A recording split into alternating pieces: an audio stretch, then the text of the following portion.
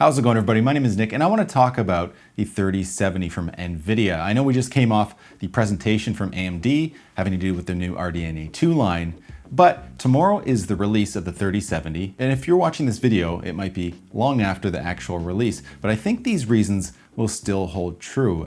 Now, a while ago, I released a video about the 3080 and why not to buy it. Now, I'm not some kind of NVIDIA hater and I'm not an AMD shill, so I wanted to switch gears a little bit because I'm actually really excited about all of NVIDIA's cards and also AMD's cards, and in particular, I'm actually excited about the 3070, and those reasons I want to talk about right now. This video is brought to you by my personal pocketbook, so if you'd like to help me out, like, subscribe, and check out my Patreon page so I can make more videos like this one. And number one is huge performance per dollar. And what that's in relation to is to last generation's 2080 Ti. Now, it's been said by NVIDIA that the 3080 is going to outperform the 2080 Ti. Although what we've seen from benchmarks already is that it looks like it's about on par with the 2080 Ti. And in a few cases, it seems like the 3080 outperforms the 2080 Ti just a slight bit. Overall, I'd call it a wash. But that doesn't really matter. As long as it's in the range of the 2080 Ti, that's where it's banging. Because at $499, no matter which way you cut it, the 3070 is going to be an excellent performing card. And reason number two, it's going to be an excellent performing 1440p card. And that's not to say that its big brothers, the 3080 and the 3090, aren't good at 1440.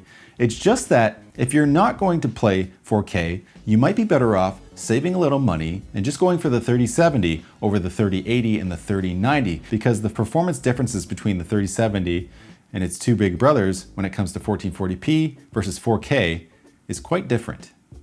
And number three is that it's quite small, and this may only pertain to the Founders Edition card because it looks like the AIBs look to be pretty standard sized cards. With micro builds becoming more popular, the 3070 is going to let you pack more power into a smaller package.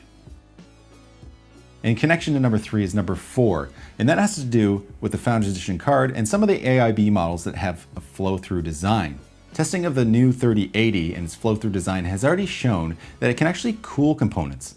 Some people thought it would actually heat them up, but that doesn't seem to be the case. Along with the flow-through design, it also has exhaust, which again, in smaller builds, is going to be excellent for expelling air and cooling internal components.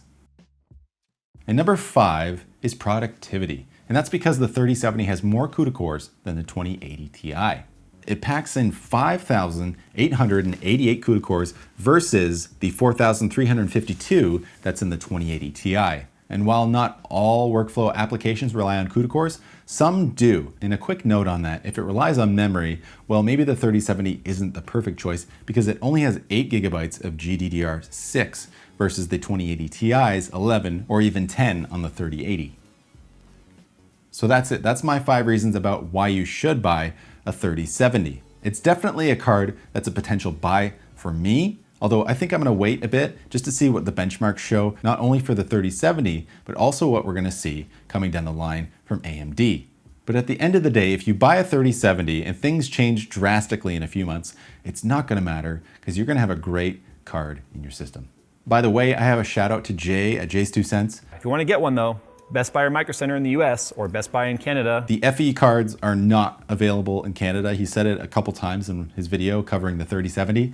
They're not available at all. They weren't available from the beginning. They were only available on the NVIDIA site when they were selling them direct, but not anymore, and they were never available at Best Buy. They're only available in the US at Best Buy.